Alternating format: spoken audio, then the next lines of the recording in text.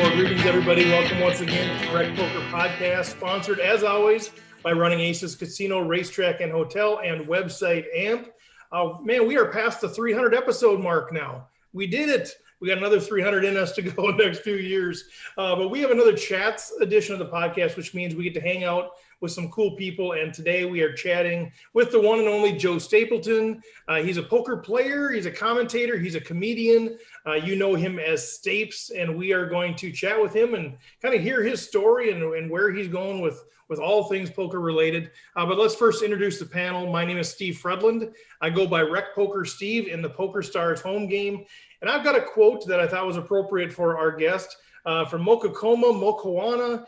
He says, "We can't all be comedians. Some people have to do the laughing." Well, thanks, Steve. My name is Jim Reed, Bluffsterini in the home game. And if you want to learn anything else about me or the rest of the crew here, you can go to rec.poker/crew. And I didn't bring a quote because I'm just excited for our guest today. I can't wait to find out a little more. Very nice. And so John Somsky has just jumped on here at perfect timing. John, if you're ready, man, introduce yourself. Hello, I am John Somsky. I'm Poker Geek MN everywhere. And Poker Geek better call the Geek Squad about his internet connection. Yeah, let's call the Poker Geek Squad on that. So John, we've lost him. But anyways, that's John Somsky. You guys know him, Poker Geek MN. He'll have a great quote he'll share with us later. But after the conversation, we're going to dig into a bit of the Rec Poker community. John will share some of the home game results. We're going to talk about the first Rec Poker weekly tournament at Running Aces. We've got our road trip down to Florida with Run Good. We've got all kinds of cool stuff going on. So we will touch base on that more after the conversation with Joe. But Joe Stapes, welcome to the show, sir. Thanks for having me. Hey, do you guys have a slogan for Rec Poker? You know, people on the internet say "get wrecked." You guys should say "get wreck." Nice. You know, we've got a few little catch sayings. We got the Wrecking Crew. That's good. I like that. You know, that's actually better than mine. Scratch mine. Go with your original instinct. Get wrecked, man. Get wrecked. I kind of like that. Get wrecked. We have a few. We have our Reckies awards. So we pretty much try to work the word in wherever. How about we can. The Wreckfist Club? Huh? Oh, how about those guys? Morning tournaments. Morning tournament series. This is great. How much are we going to owe you for all of these I know. ideas? We got to get some royalties if for you Joe. Guys knew how much money I made over the years per joke, you would realize even if I made you laugh nonstop for the next hour, it would be like $50. Is that just because you just have three jokes where you just kind of recycle? That's one reason is I only have three jokes, and the other is that I wrote 10,000 jokes for my first nickel in the business, so it's amortized over a long time. It's still only about $40 a day. Well, hopefully it's directionally correct. Well, let's talk a little bit about man, it's fun to have you on, man. We've been watching you for years, watching you do your thing, entertaining the troops, and all these different things that you're doing. And as recreational players, we watch poker, we love poker, we like to learn poker, but we also want to enjoy poker. And you've added to that experience of joy in it. So it's fun to have you on, but I'd love to just start with your story, kind of your background. I don't know much about you when I've seen you on the WSOP or whatever. Kind of where did you come from? What's a little bit of your story? Sure. I'll try to tell it briefly, just because if folks tune in, they've heard me tell this story a couple times. But went to college to study television, which is fucking stupid. But anyway, I did it.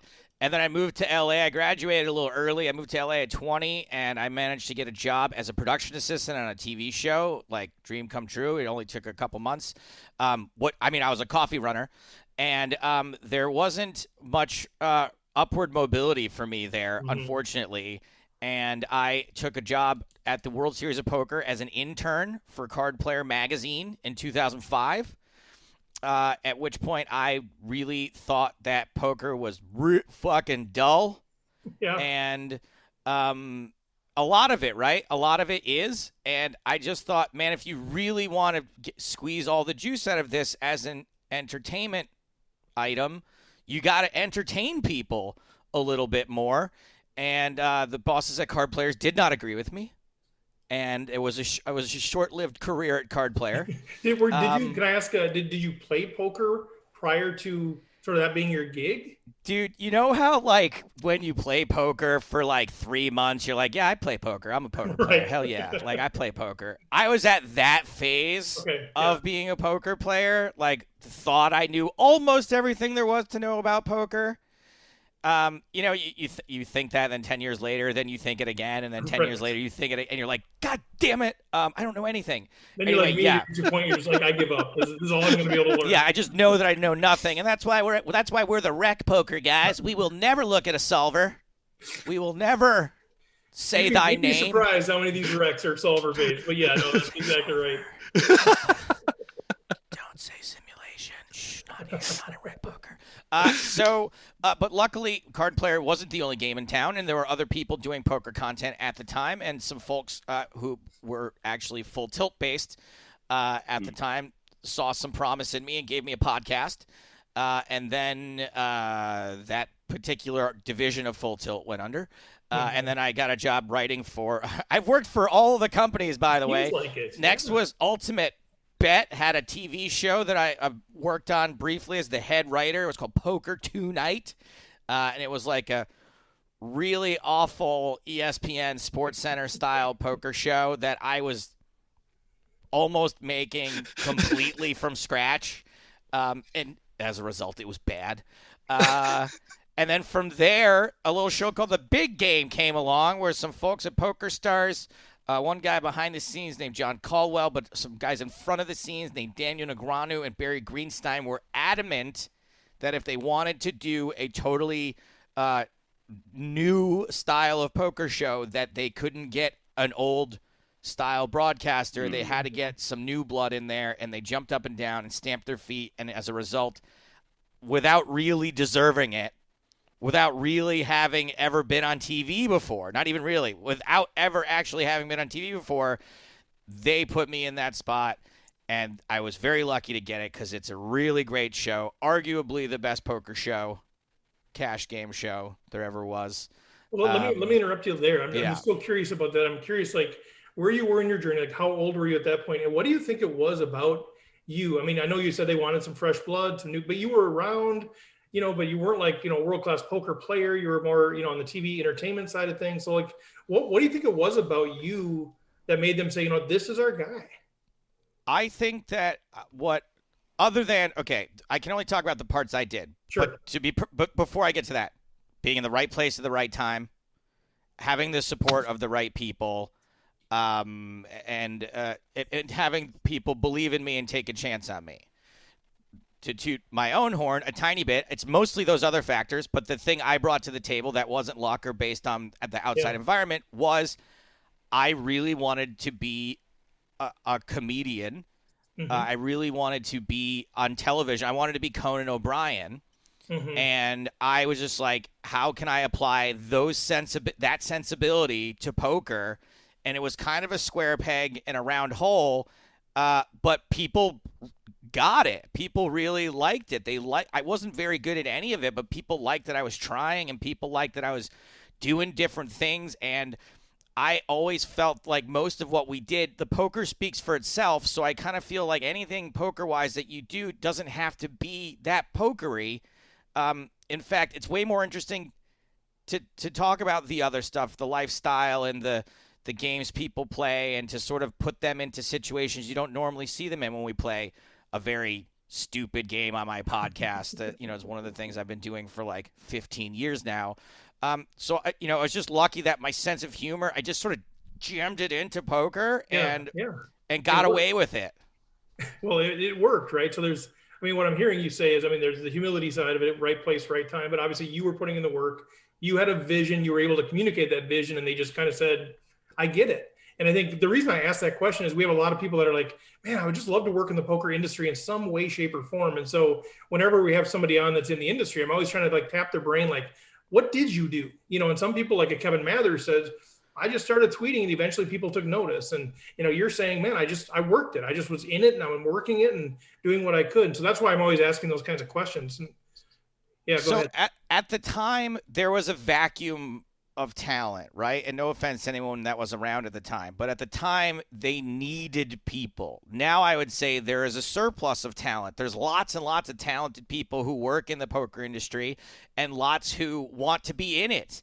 And people, so much so that they sometimes go from really successful careers in other places and want to be a part of the poker industry. Not just poker players, but like, you know, these influencers and folks like that who start doing poker streaming and poker videos. And, you know, so there's that allure to it that's built up over the last 10 years. You could say I'm 100% responsible for it. I wouldn't stop you. But the point is that there's way more competition out there now, and there wasn't a lot back then. So it's another reason I was lucky was that there was a hunger for poker content, and then I did something that was not exactly the same as anybody else was doing.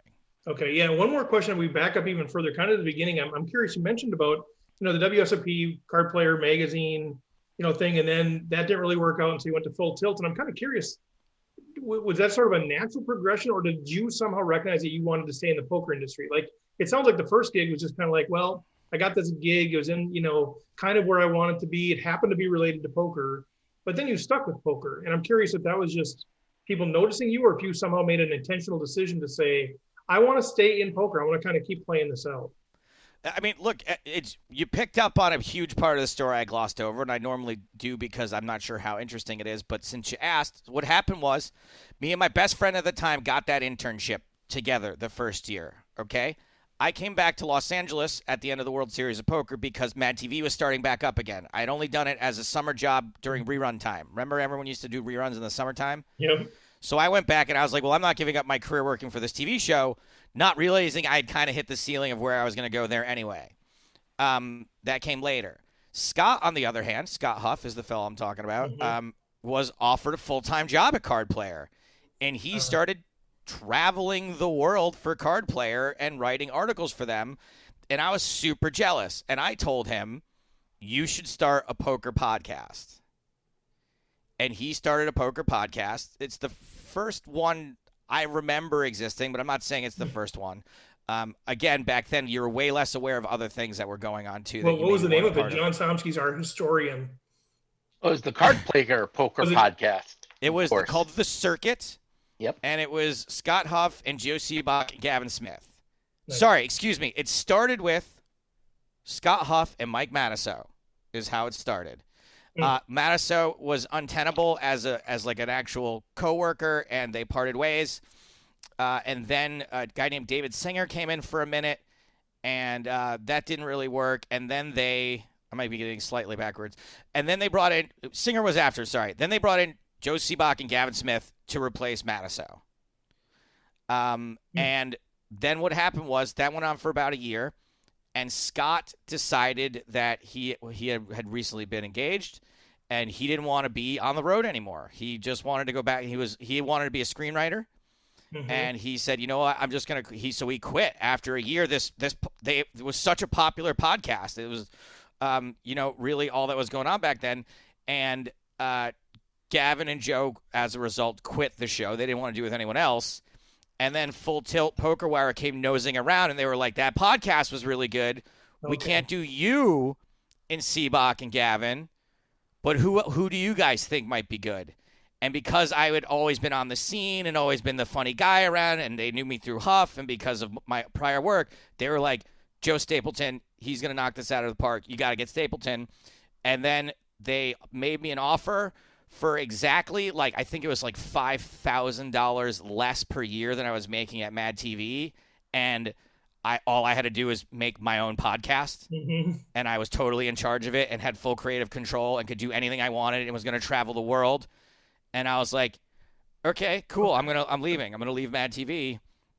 It was like one of those instances where it was like if it was in a movie, it would have been the executive producer coming over with the sketch packet I gave him, writing samples and being like, look, I decided to not even consider you this year. I didn't read these.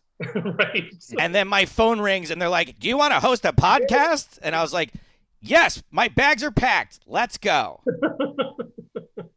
I love it. Well, the power of not burning bridges, the power of relationships, the power of yes. To answer your question, Steve, I would not be where I am today if people didn't like me and want to do nice things for me.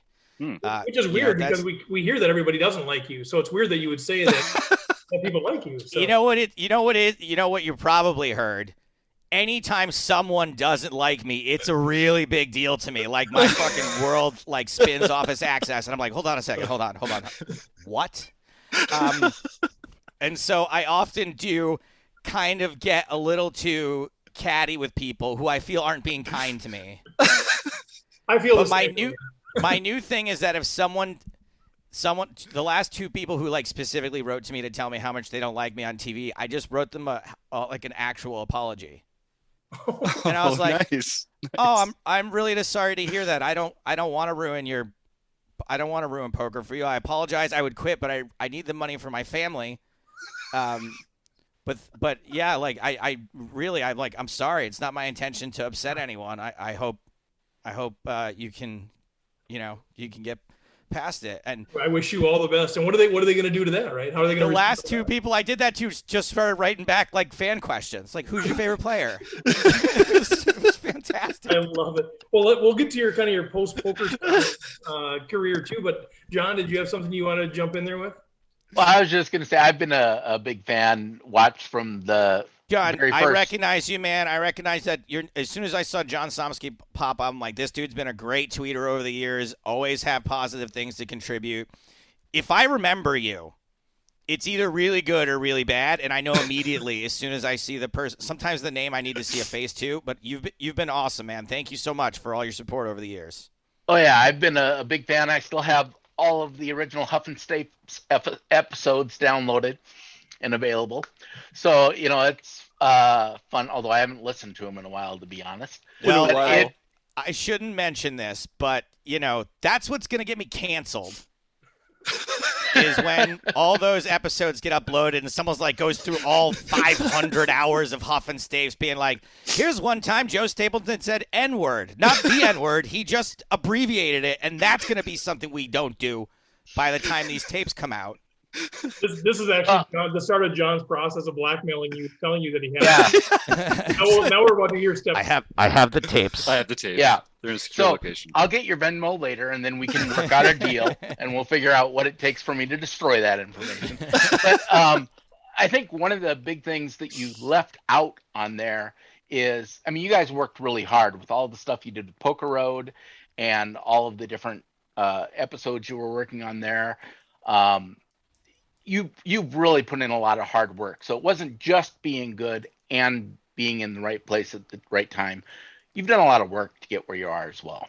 Yeah, thanks for saying that. And I guess that's right. It just, one is that my memory is like really foggy and I tend to not remember things like work.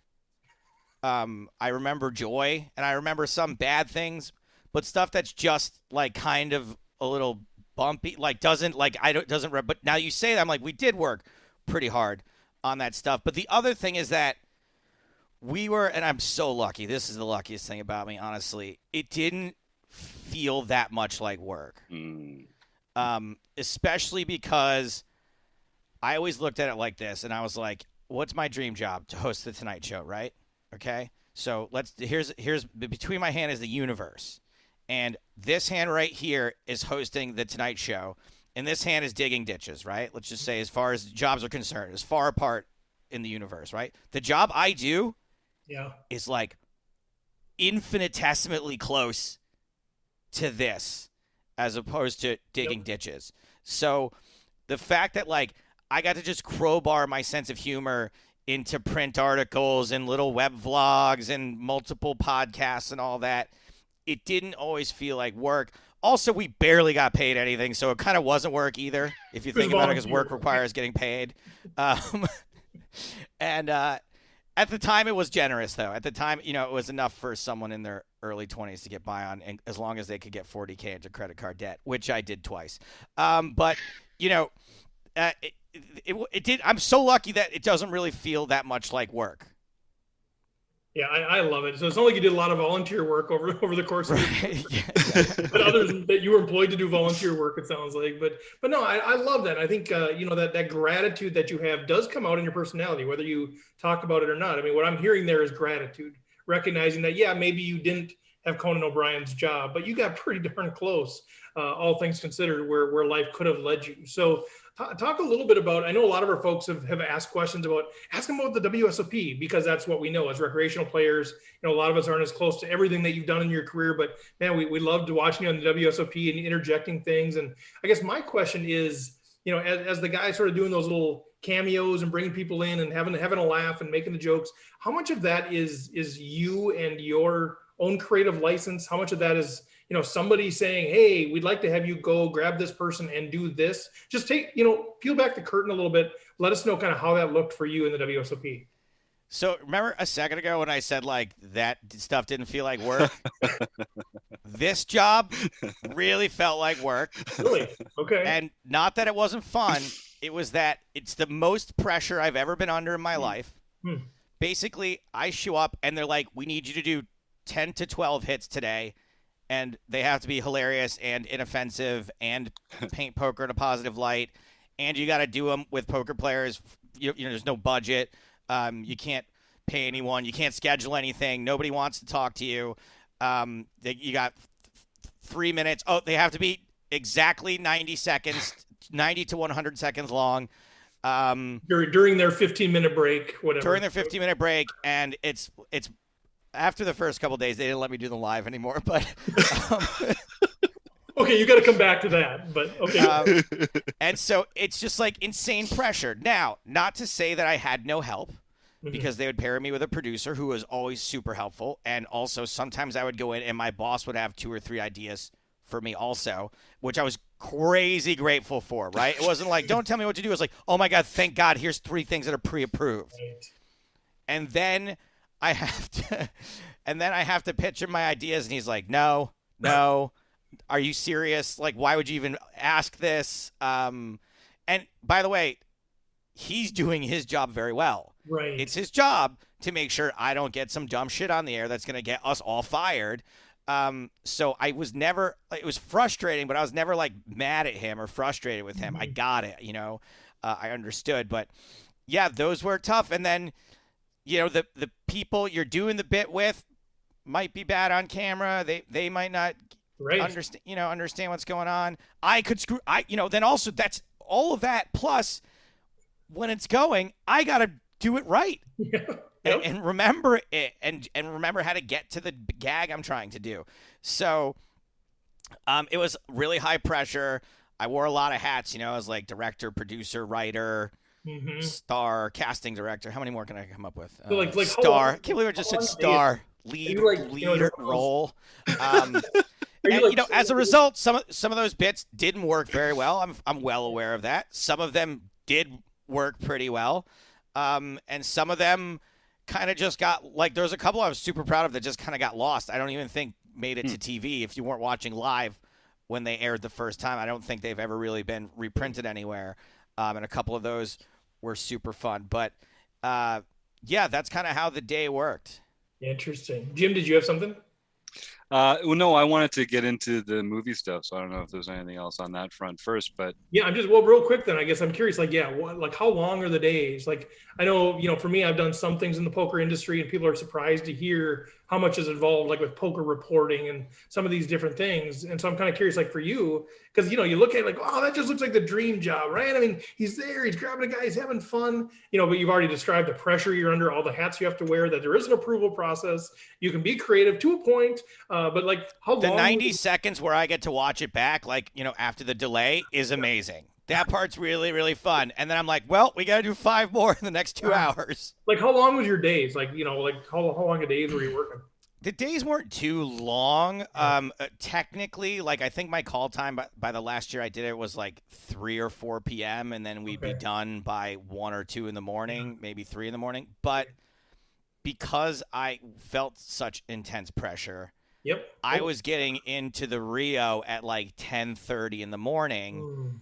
And then because I wanted, if my boss was going to shoot down, first of all, I like pitching them in person better rather than writing in an email what the ideas are, because it's way easier to just say no in an email. He's got to look me in the eye and disappoint me. Or at least come back with something you can use. Right, exactly. It's just easier back and forth. So I would get there as early as he was getting there, and he was putting in insane hours.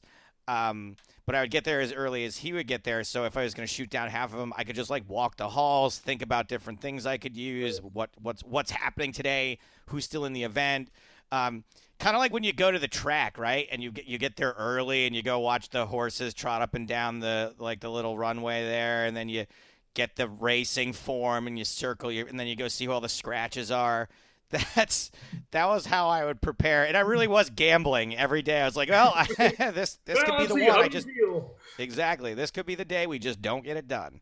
All right, Jim, go ahead.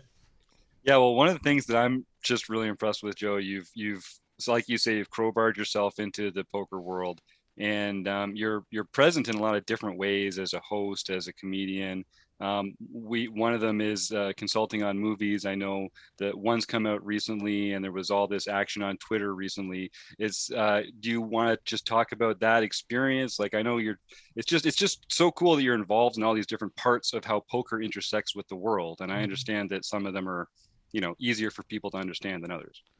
Yeah, I mean, look, that's kind of been recently a really cool thing for me to be a part of as a guy who still very much longs to also be a part of mainstream media, not just poker media. The fact that I've been reaching across the great divide and just sort of getting a little taste here and there has been very exciting. The movie is, of course, something called The Card Counter, which a friend of mine is a movie producer. And this script came across her desk, and it just so happened to be written by one of the most acclaimed screenwriters of all time. And she read it, and she said, holy shit, this got poker, and if I make this movie, I can give my friend Joe Stapleton a really cool job on this movie. Also, again, didn't hurt that it was written and to be directed by a legendary filmmaker. And so those two things lined up, and she did end up making the movie, and funny story of how I got hired on the movie is that she sent me the script, and just out of habit, I was like, no, wrong. This is wrong. This would never happen. This is stupid. This isn't even a thing in poker. Right. And just sort of sent her that back, thinking that in a few months she'll slowly drop these hints over the next few months. Nope. You know what she did? She pressed forward and sent every single brutal note I had directly to this legendary screenwriter. And he replied back, this is great. We have to have this guy on set. Yes. Sweet. So again, I just kind of fell ass backwards into this. One, because someone more successful than me likes me and wants to do nice things for me. And two, I opened my big fat mouth and somehow it paid off rather than biting me completely in the ass. Well, so you're pushing it all toward sort of just, right place, right time kind of stuff, which of course there's variance in life, just like there is in poker. But, I keep hearing, inside of everything you're saying is relationships with the right people, and you're taking the initiative, and I think those things are coming together. And yeah, the right person, he had to have the right reaction to it or whatever, but man, I love that. So I'm kind of curious, in your consulting then, I was wondering, were you consulting just with the script? Were you consulting with sort of the final edits? But it sounds like the entire thing. So you were actually on set and giving insights during the filming? I did three major things. One was the script notes to begin with. Two was to go to New York City and spend the day with the film star Oscar Isaac and just sort of talk poker with him and tell him where I thought the mistakes in the script were, just in case Paul didn't end up changing them. I was like, look, you do this movie however you want. It's Paul's movie however you want. I want you to know this is incorrect. This is correct. If this doesn't end up getting changed, I want it to be your choice as to what you want to do. And then if Paul wants to tell you to do it his way, that's fine. But I want you to at least know that this is not correct. You deserve to know. So we spent the day together, and luckily he had played poker before and kind of liked poker. And so that was an easy process. And then I also helped connect the film with a lot of various poker entities, Card Player and PokerStars and Poker Night in America, to say, hey, if you want to send them some of your stuff, we'll try to get it in the movie. So that was kind of fun to be able to do, and the movie appreciated it. And I think that the people who end up getting their stuff on camera, sorry I didn't call Rec Poker. Yeah, next back time. Then. Next time. Yeah, we'll get those polos in there. And so that was a cool little job to have. And then I was on set. And everyone from set decorators to props department, I said to the props department, one of the first emails I sent was, guys, you got to invest in some real chips. Do not get these. And I sent them, the red, white, blue, black chips that everybody has and use in their movie. And you're like, oh, this is like a 50 million. Our movie wasn't, but like you're watching Ocean's 11, right? And they're playing with like CVS chips. And you're like, what? Well, I know that Clooney's expensive, but like just maybe one of his per diems and get some actual chips. So from the props department to the set decorators to I guess that's it. How long start to finish were you involved in the movie? Start to finish, probably like 10 months, but I worked maybe 10 days. I was on set after that, just sort of keeping an eye on things for continuity and for, just again, making sure that actors understood what the lines meant that they were saying. And then finally, you asked if I did anything. By the way, that was maybe the second most stressful job I've ever had in my life, was to tell legendary filmmaker Paul Schrader, I know you just said cut, moving on, but actually she dealt the river to the wrong side of the cards. And so we got to do that again. Yeah. Yep. And that's a question. Do they use dealers or actor dealers? How does that play in these movies? Great question, Jim. And let me tell you something. There was a scene that was supposed to be a World Series of Poker, either circuit event or Vegas event, unclear, but World Series of Poker event. And there's a big sweeping shot through a poker tournament room where we had 30 tables going. Of those 30 actors who were playing dealers, one of them was a real-life dealer. One. So there was a lot for me to watch when we were shooting those poker scenes. And in fact, at one point, I was watching like a big overhead shot, and the person who was front and center was dealing to like random people as she dealt. And it was during the shuffle up and deal, too. So it's not like it was, like, mixed in. It was like, all right, shuffle up and deal. And then she's like, seat 2, seat 8, seat 3, seat 2, seat 9, seat 1. Like, it was crazy. And that stuff kills me, too. Like, we're just watching Yellowstone, the TV series now. And, like, they've got a poker scene in there. And they're just, it's like random stuff. You know what? It just loses all credibility. Counterpoint to that, though. We are such a small section of the audience. True, for sure. Nobody else. It doesn't really matter. And so there were a couple times when Paul was like, that's cool, man, but I'm going to tell my story my way. And I was like, absolutely, because let's take the title, for example, right? The title probably makes the hair on the back of your neck stand up. It probably is like, oh, what are they doing? Why are they calling it that? And I will say that was a huge concern of mine. They did not allow me to change the title of the film. However, the main character plays blackjack also, and when he talks about card counting, it's in reference to blackjack. Right. There is no card counting reference to poker in any way, shape, or form. So even though that's what happens in the movie, poker players see that title and they go, ugh, right? Mm-hmm. I would contend that the sound of the card counter, despite making us feel cringy, probably does wonders for people who don't know that. And it actually is like a pretty cool name for a movie. And like, if you didn't know better, you'd be like, that sounds like a guy that's pretty good at poker. Right. Yeah, no, I think that's right. I think for the masses, I just know as a poker player, they're like, they couldn't just get that figured out. Like Joe couldn't come on set and tell them to put the river on the right side of the cards, but card counter, I think to the masses does have some appeal for sure. I think that I'm not going to say that poker wise it's perfect, but I think that I know that they listen to the vast majority of the notes that I gave them, and it is a movie about blackjack, Kim. Thank you for your comment. Yeah, we have premium members that are in the chat. And she said, I thought it was blackjack when you see a card counter. And Joe's saying it is, but it's also about poker, right? A movie can be about more than one thing. What?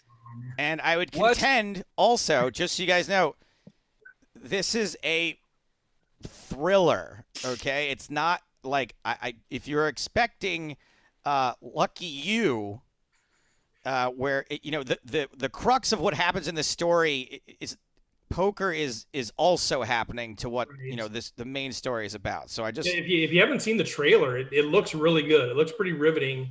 You don't have to answer this, Joe, but I'm curious, like if you have any royalties as a part of being part of this, or if it's more just a compensation thing. I mean, I just need to know how much do we promote this? Are we helping you out by promoting it, or should we just not care?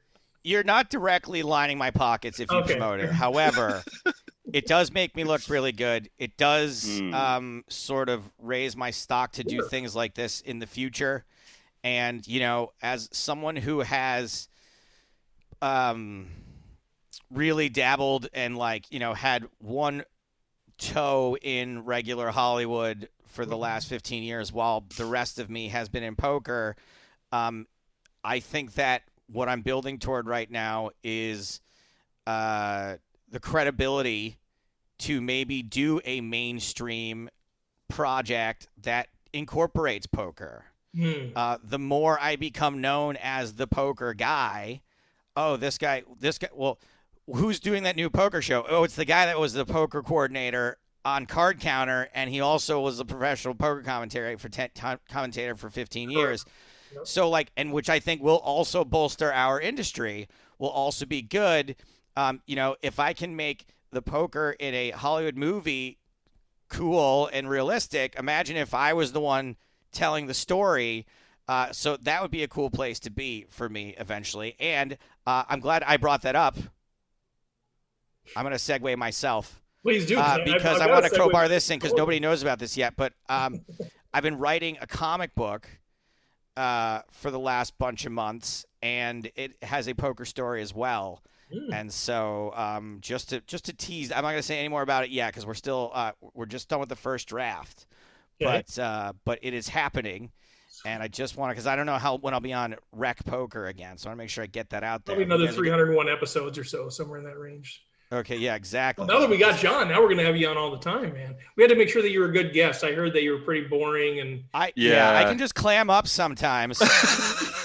Well, make sure you let us know. We want to be part of launching that thing and doing whatever we can to help you out in that deal, because I'll need it. Like we've talked about. I mean, we're a vibrant and encouraging poker learning community. That's what we are. It's all about the positivity word. I'm not a big fan, but we're vibrant, we're encouraging. It's all about learning the game together, learning it in community.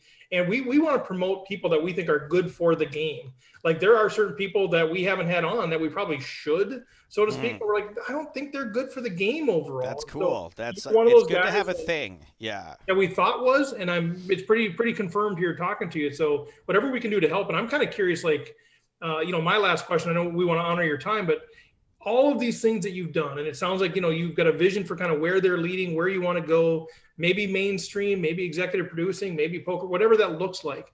I am kind of curious, what has been the most enjoyable thing you've done, or if you could pick one thing to do next year, regardless of how much you got paid, what would you just love to do? I mean, maybe it's a whole bunch of things, but if you could pick one, what kind of really stands out as something that just gives you so much life? Well, I mean, when I was opening for Norm Macdonald on doing stand-up, that was pretty surreal for me. I mean, this is a guy that is arguably the funniest person in the world. Yeah. When Dave Chappelle is asked who he believes to be the best stand-up comedian is, and Chappelle says Norm Macdonald, and then Norm says to me, "Hey man, I think you're funny. Do you want to open for me?"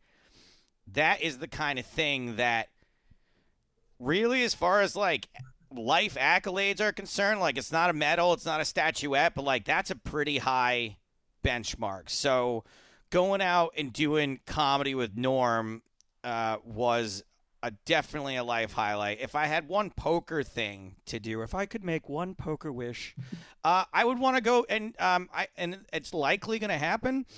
is just to have the EPT back up and running. And if you guys mostly know me from World Series stuff, John's probably seen a decent amount of EPT stuff. The EPT from when I joined in like season 8 to like whenever we just quit, I think it might have been 16. Not that we quit, but when poker quit doing Poker stuff. quit you. Yeah, exactly. I think that's some of not only my finest work, but some of the best poker that's ever been shot. My boss Francine understands it really well. James and I are a pretty good double act, and just sort of have a great working relationship now, where we just understand like what the roles are and how to put out really entertaining poker content. And the guys that they hire to sort of shoot the show are the guys that did it for 441 back when the World Series of Poker was like blowing people's minds. And so we just got a great group of people, and the guys at Stars and I mostly see eye to eye now on like what level of comedy should be in a poker broadcast, whether it be TV or online or whatever. And so I really felt like we had hit our stride as far as live streams and the European Poker Tour TV show is concerned. And I would love to see that sort of whole thing come back. And I think it will. Like, they don't tell me anything, but I'm pretty sure that it will be back when we're safely able to do so. Won't that be nice when we're past wondering when it'll come back? Or yeah, you guys heard about this COVID? I'm done. Oh my gosh. So, all right. So I want to honor your time. Well, John, Jim, anybody from the chat, anything? I meant to say, yeah, this is going to be awkward now when I say I can stay longer if you want to. You guys are like, no, actually, we don't want you. We kind of had the same thing going. Like I told Jim and John, well, we can ask them to stay longer if it's going well. And I assume the same thing. Like, if it's going well, it's been great. Thank you guys. Thanks for having me.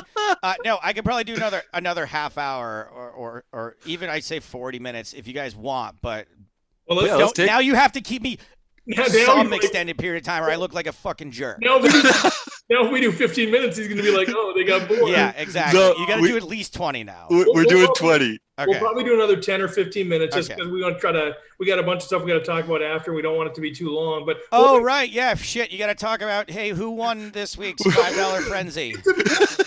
Oh, no. They're for play money. It's play money only, Joe. Oh, dude, it's on PokerStars. No idea how much people play these games, play their heart out in our home games. For all they're trying to get is we're trying to win these pins and shout outs on the podcast.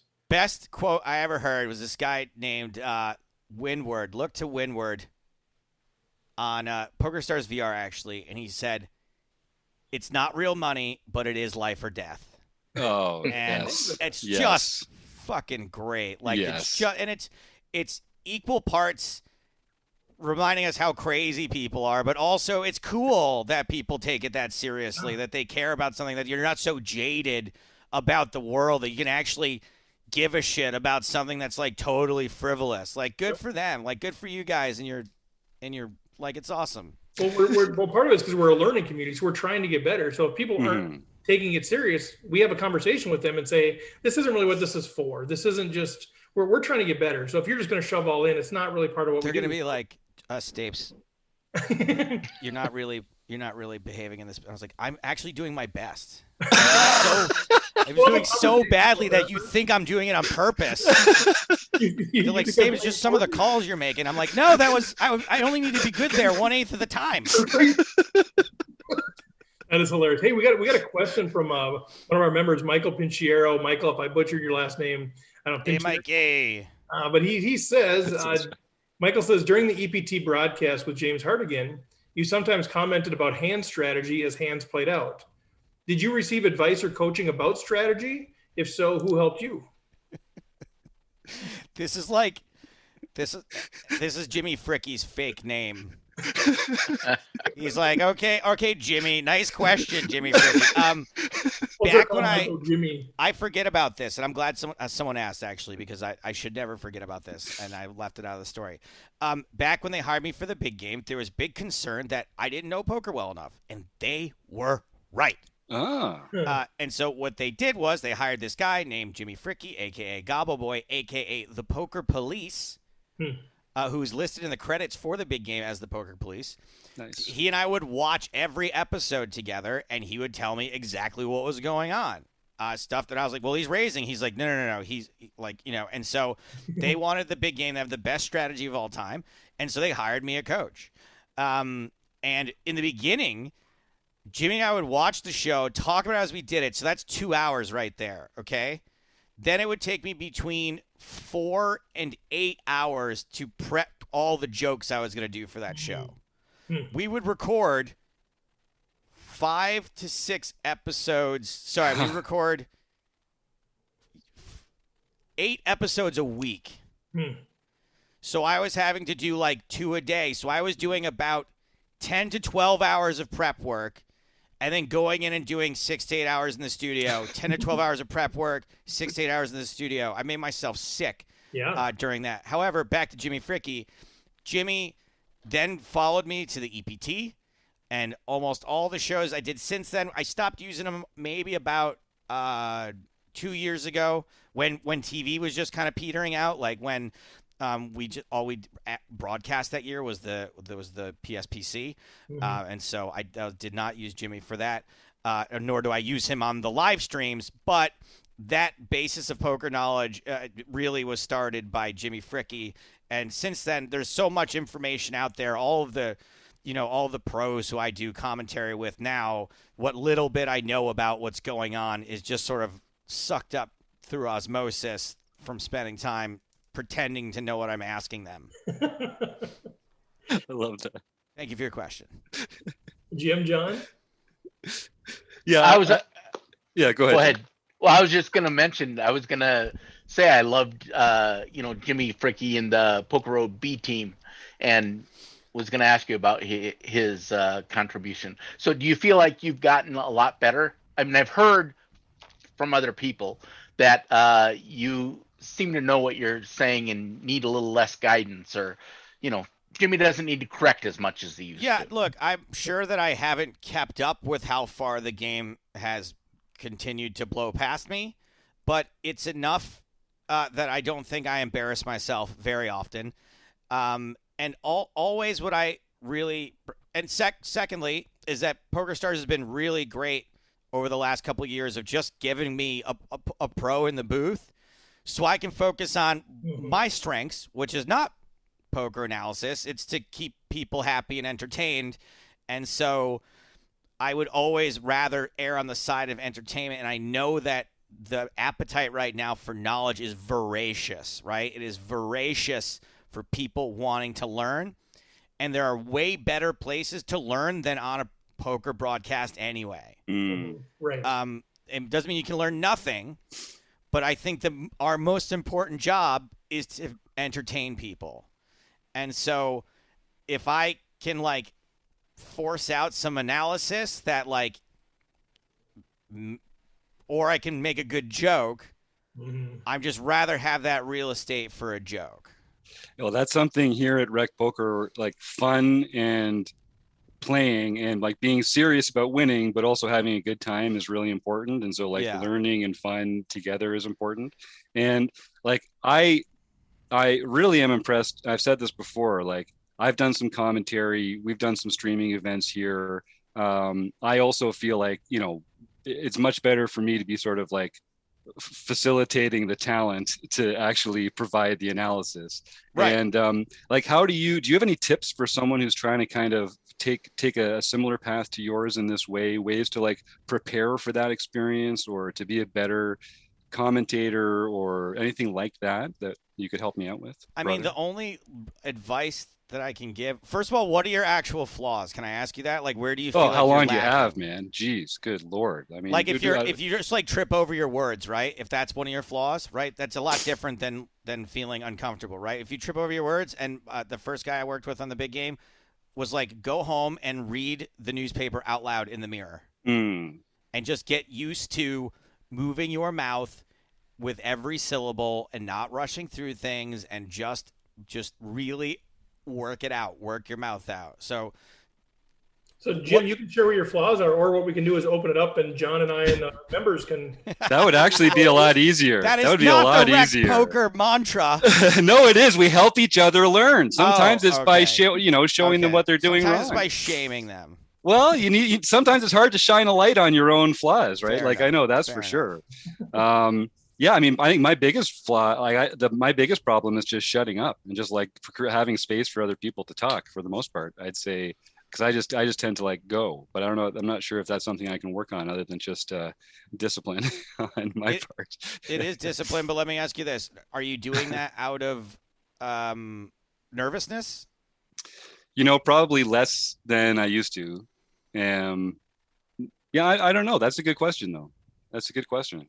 Yeah, I think John's got something he's saying. I don't know if he's got the mute on. Well, yeah, I was going to say, I would guess that yours is out of enthusiasm. Oh, probably. I mean, you just are really enthusiastic about it. And once you get started, we just can't shut you up. I think there's two pieces. I think one is the enthusiasm. You're just so passionate about poker. I've never met somebody so passionate about poker, and you are very good and you are very smart. And so I think you're probably used to being you're probably used to being the smartest poker mind in the room. And so when you're coupled then with, now you're going to be doing, you were doing broadcasting with Ryan LaPlante, you've got to kind of change your mantra to be like, okay, he is now the one that knows. So you are gifted with knowing poker really well too. So you can, and you do coach other people. So it's not like it's a foreign thing for you. So you're shifting gears, I think, a little bit. Steve, you really nailed it there. And what is, to me, most important is once you're competent, right? Once you're like not worried about what you're saying. So you're a competent broadcaster, it sounds like. Where you improve from there is you have to clearly define the roles between you and your co-commentator. And so when you are with someone in the booth like Ryan LaPlante, who is pretty eloquent and can talk for a decent period of time, you realize, okay, my role now is just to set them up. And you can bat that ball back and forth with him better than I could, right? Like I would go, all right, cool, there's your answer from Ryan, and pretend like I understood it. You can actually ask follow-up questions or take, but what about this or what about that? But it should very much be that he's volleying and you're kind of just hitting it back to him. In that particular role, if you're with a co-commentator who has different strengths, you kind of have to mold yourself around that until you have a working relationship, where you both understand who does what. But I, in fact, just talk about it with my if it's not James or, someone I work with a lot. Okay, here's how I think it should go. Are you okay with that? I'm going to take the lead. I'll, like sort of Steve did here, I'll introduce you. And then I'll just tee you up for. I'm gonna do the play-by-play, really defining who's doing play-by-play and who's doing color. That gets really rocky when both people are trying to say what the turn card is, or announcing the bet sizes. So just say, hey, I'm gonna handle the play-by-play. You handle the analysis, and I'll keep you going. But just make sure you let me get the action in, because. And are we talking about live or online poker? It's been online. Yeah. What we've Okay. been talking about. By the way, that's like training to run a marathon at the top of Mount Kilimanjaro, because you're not. There is no time for commentary in online poker. You are talking about the pre-flop action, and we're 3 hands later already. Yes. They were doing a heads up bracket. Yeah, I mean, it's really, ice skating uphill, honestly, to try to do online poker, because there's also very little other color to speak of. All right, well, we just made fun of everybody's screen name, and we've got 12 hours left of this broadcast. Like, there is, it's a really difficult thing to do online poker commentary. So I wouldn't beat yourself up too much over it. There's really just, like I said, there's just not a lot of room for anything. So, again, that sort of plays to my analysis strengths too, or weaknesses, I should say, that if there's a pro in the booth that wants to go off on it for a while, great. But if I'm like, well, that happened, and then move on to the next hand, like, who can blame me?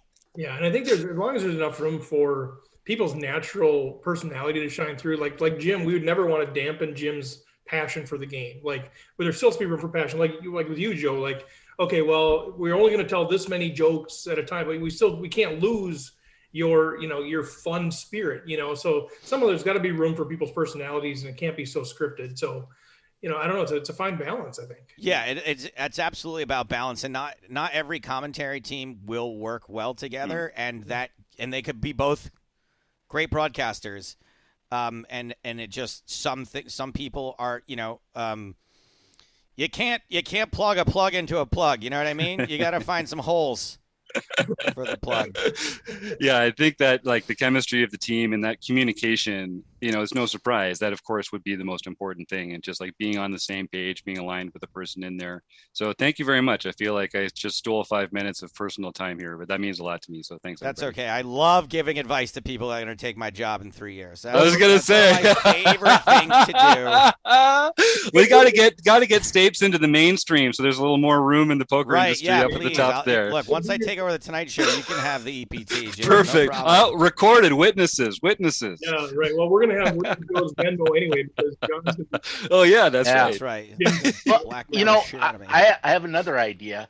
So in order, I'll destroy the tapes. I won't do anything for you. But have you ever had your favorite TV show goes off the air on a season cliffhanger and you never know what happens and you really want to know? So I want to know, did you ever pay off the challenger or sell it? I thought you were going to ask me about Amber is Handled, and so I did not. Well, that one I also wanted to know. I'm not going to answer that one. Basically, I think we had a Soprano-style ending to our podcast where I was finally going to call who I thought was a hitman who had text messaged me once. And I will never reveal what happened in that moment. But as far as my car, yes, so when I could not afford it at all, and by the way, I think I told the story, I won the lottery in order to be able to buy a Dodge Challenger when I was 27 years old or something. And the joke was, to afford it, I had to get an 8-year car loan, okay? Like, nobody's unheard of. And the whole running joke was that it should have been a 30-year loan because I was going to be living out of it. So I could probably qualify for a mortgage. The good news, John, this is going to sound sad. I still have that car. It was paid off in 2016. And because I went and lived in England and New York City for a couple of years while it sat garaged, I now have a almost 13-year-old Dodge Challenger, first edition, serial numbered, with about 65,000 miles on it. Nice. So, excellent. Yeah, so that car is alive and well. It's still my everyday car. I don't drive that much anymore anyway, but yeah, and I don't ever fuck around in it anymore. Like, when you get a car like that, you're 27, you're going to, like, see how fast it can go and peel around corners and shit. Yep.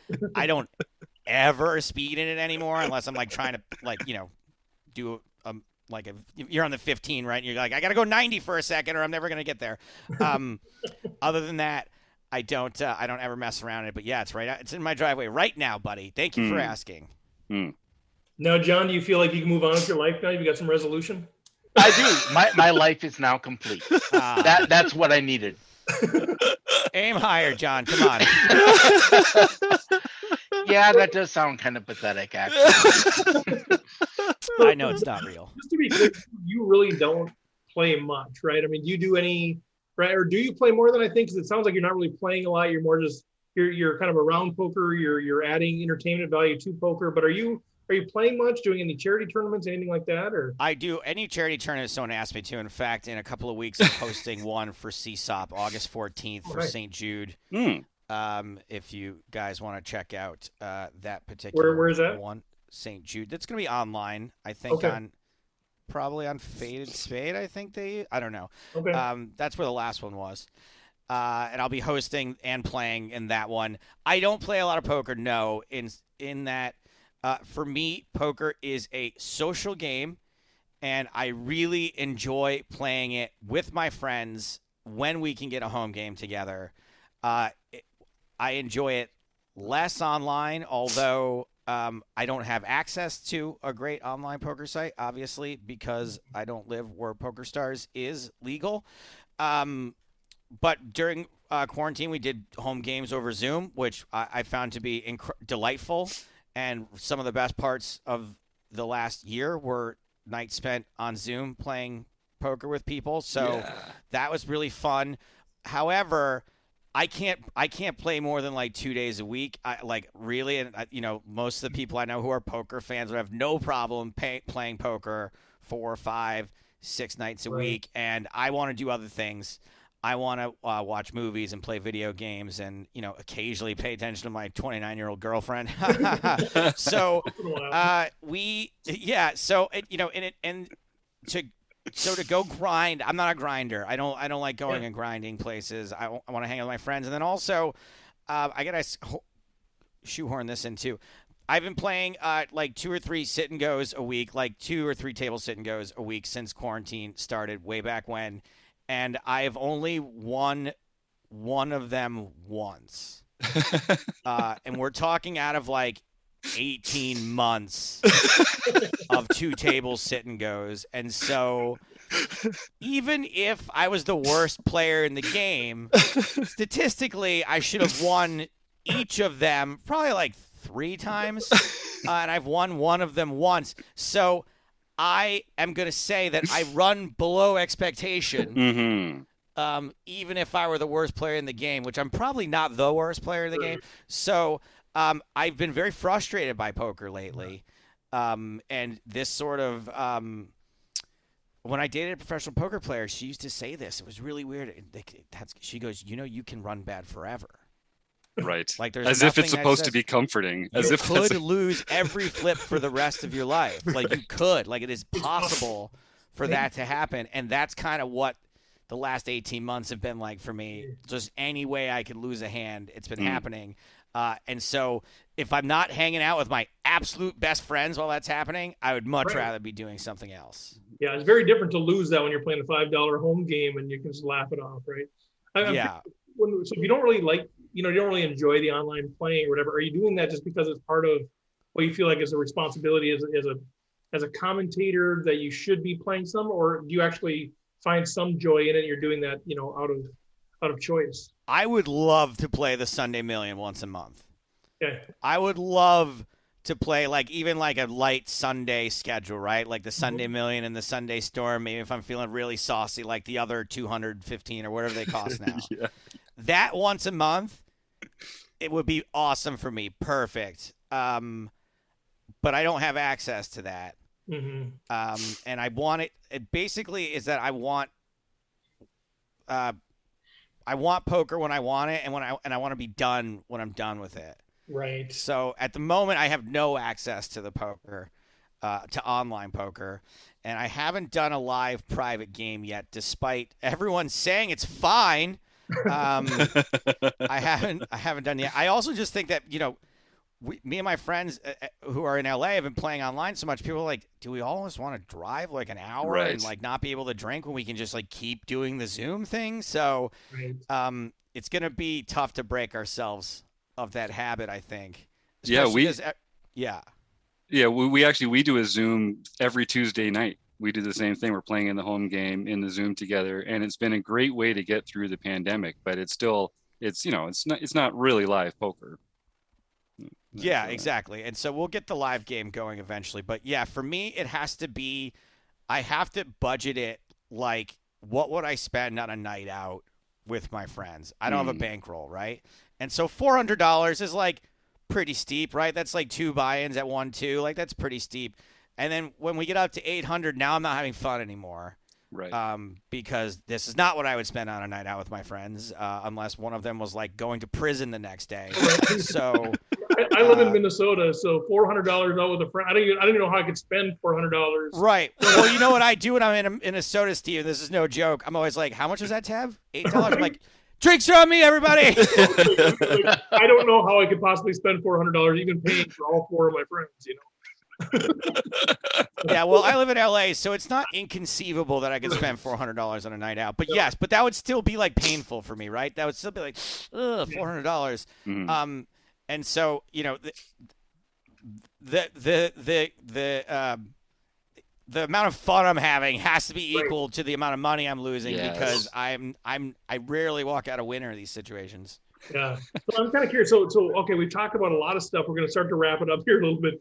We could literally talk to you the whole night, but we're going to have to bring you back on. You have some of the cool stuff coming up with the comic book and all that stuff too. What else haven't we touched on that you're involved with or that you have coming up that you kind of want? Let Rec Poker Nation kind of be on the lookout for. Sure. Well, we got WCoop coming up in the next few weeks on PokerStars on Twitch and YouTube, and we'll be doing Monday, Tuesday, Wednesday broadcasts following the World Championship of Online Poker. We've got, I believe, if you guys haven't seen them, sometimes these shows, we do a show called Hank's Home Game where it's Hank Azaria and some celebrities playing for charity, and James and I pop in every once in a while, sort of mess with them. Those were really fun. If for rec poker, it's probably exactly perfect for you guys. Some poker fans don't like because they're not playing high stakes poker on the highest. Where do we find that? Where do we look? Those are on YouTube. Hank's Home Game. I believe there's 2 episodes of those with Amy Schumer, John Hamm, Jack Black, Jason Alexander. So it's kind of like my home game. Yeah, exactly. And I find those shows really fun. There's gonna be some more episodes of those coming up in the next couple of months. What else we got? I guess if people, I'm not as annoying on Twitter these days, for better or for worse. I've gotten quieter. So if people want to follow me or unmute me on Twitter, that would be great. You've been muting Joe for all these years. What's that? If they've been muting you for a while, it's time to come back. I think a lot of people have me on mute right now, and that's understandable. I'm not even mad about it. I just want you to come back. I forgive you, because I'll be tweeting about stand-up and stuff soon. I'm going to be at the Antelope Valley Comedy Festival, September 11th and 12th in Palmdale. For all 10,000 of you Palmdalians who listen to the Rec Poker Show. That's right. Come on, Palmdalians, you're out there. So yeah, I got that September 11th and 12th, and I'll be doing some stand-up more and more in the coming weeks and months. Hopefully on the road again doing that. Do you have any stand-up? I mean, you've got some stuff out and online. Do you have anything like DVDs? I know it's old school. Anything? No merch. I don't have any merch yet. I know that like I have a certain amount of goodwill built up, and that if I had like a big merch push, people would buy it. I'm just waiting for my big ask. From the community. I feel like I have a really bunch of goodwill, and retweeting the card counter trailer, I was like testing the waters. I was like, it really mean a lot if you guys would retweet it, and I had like 300 something retweets. Still not as many as Joe Ingram would get for tweeting, boy, aces sometimes win a big pot, don't they? Turns out you can win a big pot or lose a big pot. And then he just get 5,000 retweets, 25 million likes. Yeah, but Joe, just think about how infinitesimally close you are to that, though. Nice one. Nice callback, Jim. So what? Nice. Yeah, there you go. That was a great. I love that because I love that there's just so much gratitude built into that. Referring to yourself as close to your dream when so many would look at that and say, I'm so far away from my dream. Yeah, no, it's super. Look, I get to act like a jackass, make jokes on late night TV like I just described that job also. So I'm pretty sure, if you don't have the level of success that you've had to this point, there's no way you're on the Rec Poker podcast. Oh, good correct. Point. Yeah, good absolutely. Point. I should have said that was my pinnacle, really. Other than being on the Rec Poker podcast, guy. Yeah. It would be. Trying to say Jeffrey. So we got Twitter at Stape. Yes. S-T-A-P-E-S. Yes. Is there anything else? Anywhere else they should be following you? At InstaStapes on Instagram. And I'm almost never annoying on Instagram. Like I'm just trying to put up funny pictures most of the time with funny captions. Twitter, I can get a little preachy, but like I said, I've been reining it in, guys. I promise. I've been working on it. He's maturing. Exactly. And I think that's about it. Like, you can hit me up on Facebook, but I'm almost always full on there, and Facebook is a toilet. So, I know you seem to have a hard time expressing how you feel, so maybe we can make somebody on Rec Poker Nation that can help pull that out of you. But yeah. All right. So my last question, and Jim, John, if you have something else, feel free to chime in. But my last question is, as kind of a call to action for Rec Poker Nation. What's one thing you'd love to have everybody either know that's part of Rec Poker Nation, or do if it's follow you on Twitter or Instagram or whatever. Like, let's give us an assignment that would help you out in your career, in current career and chasing your dream. That's really, really kind. And here's what I'm going to say. Just live a good life. No, I'm going to just have fun with yourselves. The magic was inside you all along, Rec Poker. If I may, all that stuff, yes, all of that. But if I may, can I put this? Can I hip pocket this? And you have a favor to be named later, because the big ask is probably going to be when the comic book comes out. All right. And I'm happy to come back on the show then, or when enough time has passed that it doesn't seem weird. Probably I'm on the show again. I'm happy to do the show. In fact, I might need to, right? If I said anything dumb in this interview and I get fired. Well, I'll be like, hey, guys, do you have any host spots available? You want to be on the panel? I mean, maybe. PokerStars like, remember when you said you didn't like online poker? And I'm like, You hated followers? Come on aboard.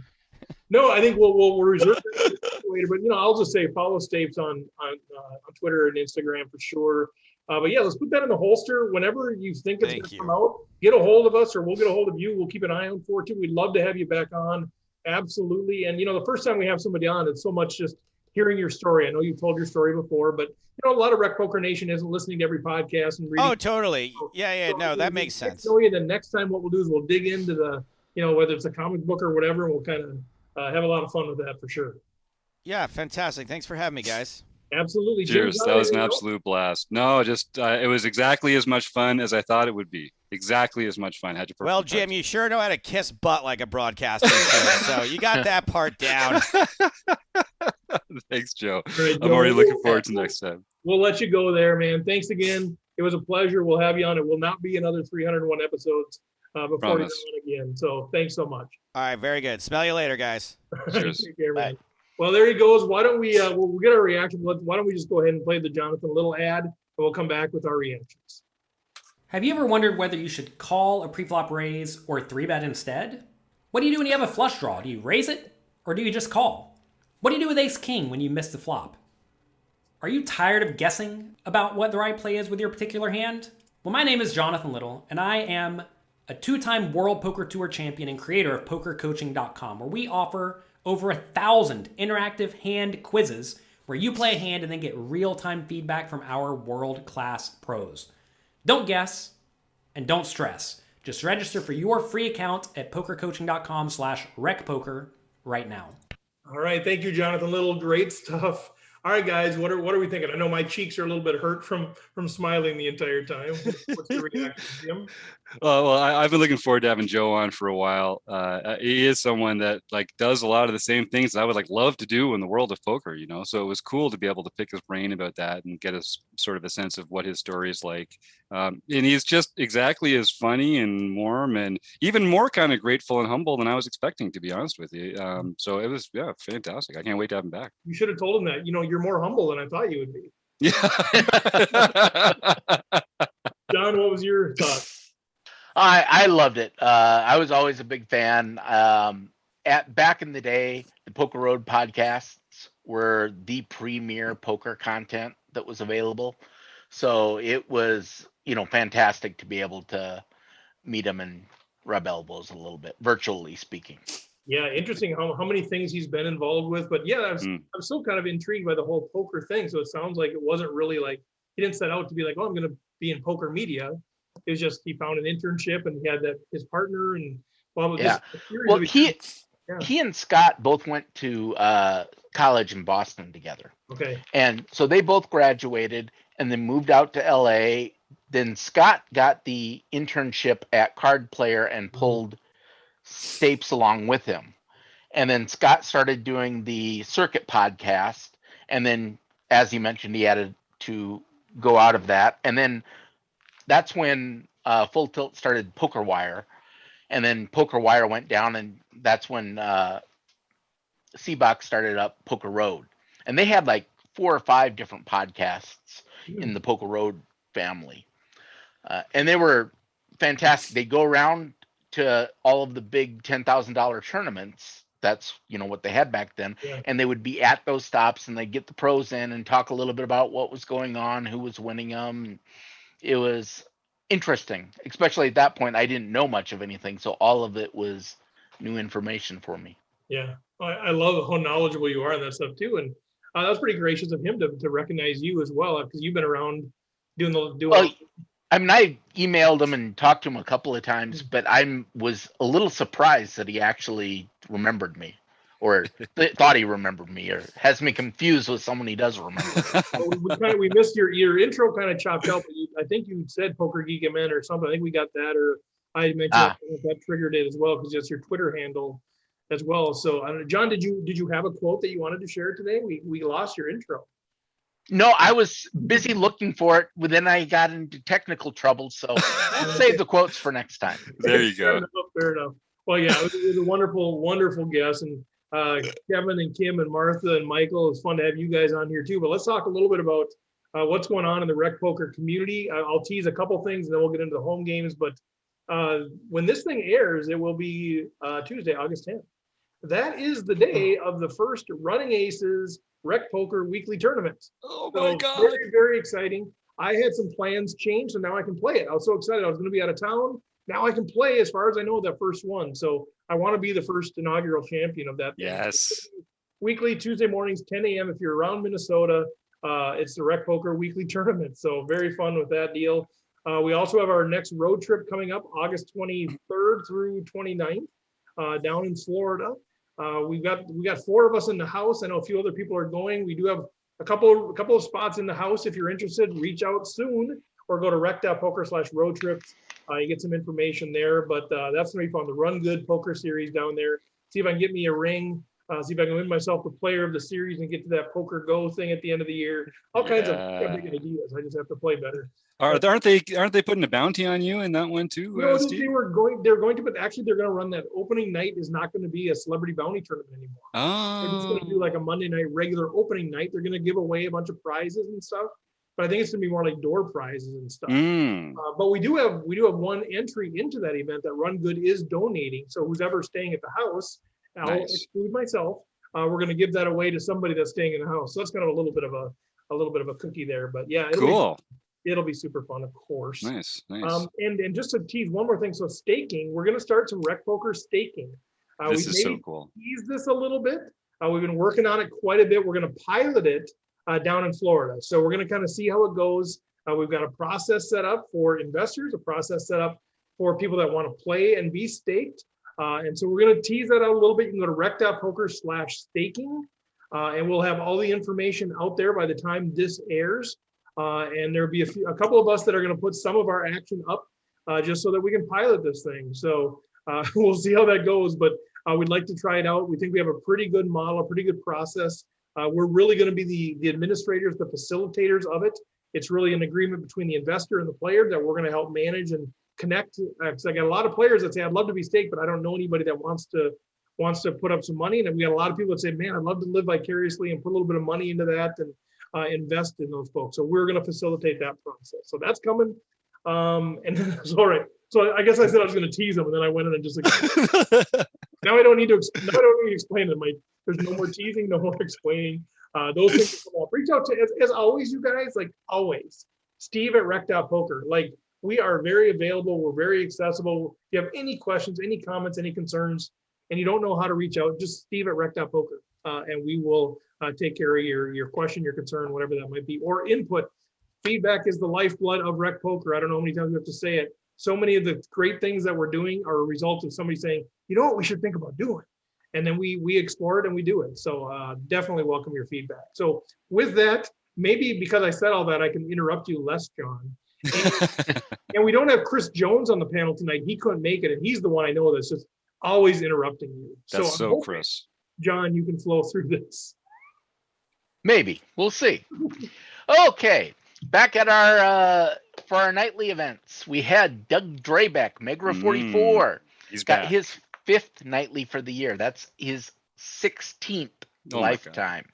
Look at Seville 300Z XTT, Jeff Martin got his first nightly victory. Congrats. Fergie 56, Kim Kilroy got her 5th nightly victory. Local legend, pet fed herself. Yep. Ivor Big One who I don't know who is, got his or her first nightly victory. The last time I think you said Ivor. So Yeah, or is it Oh, Bigone? Ivor. I don't know. Ivor. Is that Italian? Well, at first, Bigone. he has it's Bigone with a 1 at the end. And at first I was like, well, is that supposed to be like Biganel? I don't. Is it Big 1-1? Oh, it's probably It Big could 1-1. be. That's probably That's probably the right way to say it.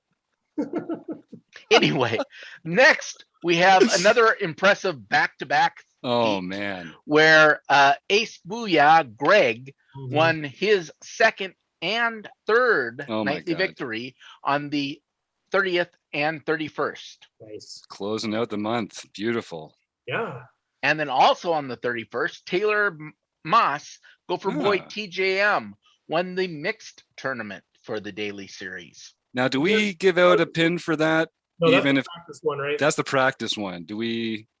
Well, it does count for a bronze pin unless you're Taylor. Oh, good. Taylor, okay. Taylor, it's an asterisk because he won it. That makes more sense. I like the way that sounds. I just want to make sure it was a practice one. It wasn't the real one.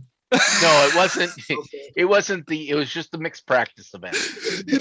Taylor, he has real commitments in his life that prevent him from making it to the recording of this podcast. And we have so much fun with him every single week. But yep. This is nothing I wouldn't say without him here with him.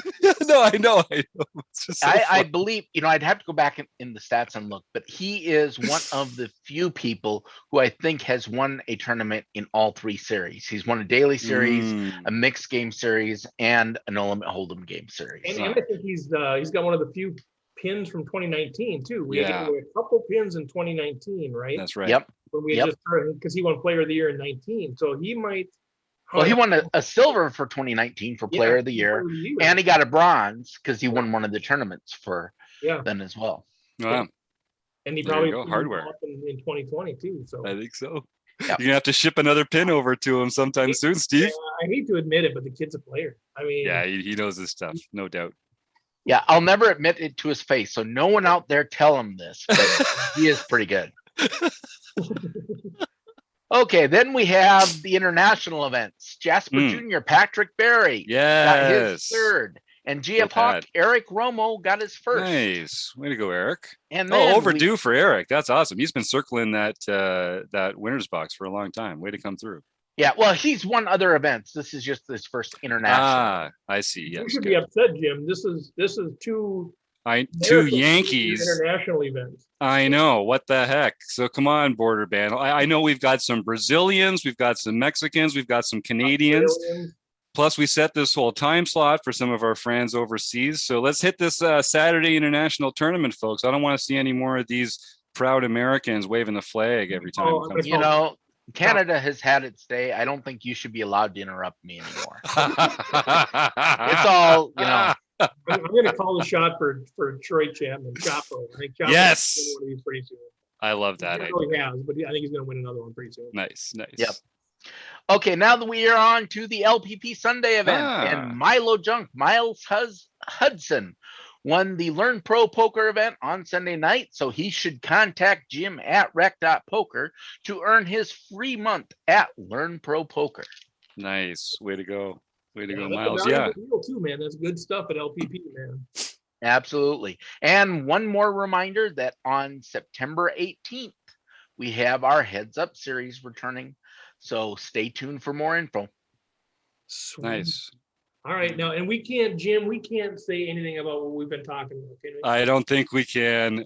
I don't think so. Next week, I bet we can. It's going to be a big day, though. I want to say it and then edit it out if we can't, but I think it's too soon. I leave that to you, sir. You're the boss. I don't want to edit later. Okay, stay tuned. There's a big announcement pending. Yes. Well, I already did. Oh, yeah, that's going out now. I think it's a fairly large announcement that's pending. Hopefully, you can even break it on in the forums podcast if we know it or something. Oh yeah, maybe that's cool. Maybe record that. So anyway, stay tuned. But it's a good reason to actually sign up for the newsletter. because we'll probably end up breaking it there first. So Good point. Rec.Poker, sign up for the newsletter. We'll let you know what that is. All right. So I know we are way past time.